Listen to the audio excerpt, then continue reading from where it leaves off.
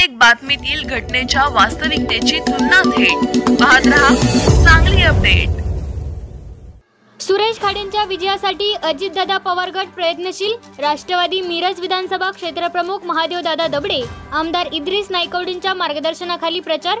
राज्यात पुन्हा एकदा राष्ट्रवादी काँग्रेस, भाजप, शिवसेना महायुतीचे सरकार आणायचे आहे।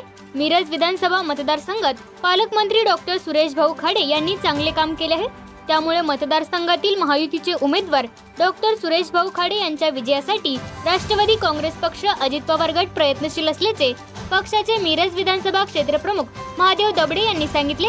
पक्षाचे अल्पसंख्याक प्रदेशाध्यक्ष आणि विधान परिषद सदस्य आमदार इद्रिस नायकवडी यांच्या मार्गदर्शनाखाली पक्षाचे सर्व पदाधिकारी, कार्यकर्ते सुरेश भाऊ खाडे यांच्या प्रचारात सक्रिय असल्याचेही त्यांनी सांगितले।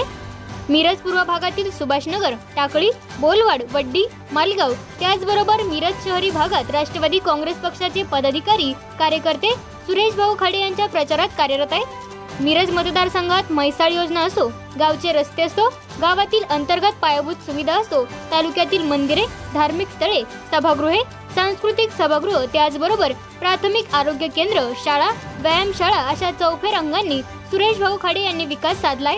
त्यामुळे सुरेश भाऊ खाडे हे जनतेच्या मनातील आमदार आहेत। यापूर्वी जनतेने त्यांच्यावर विश्वास दाखवत 15 वर्ष त्यांना प्रतिनिधित्व करण्याची संधी दिली आहे।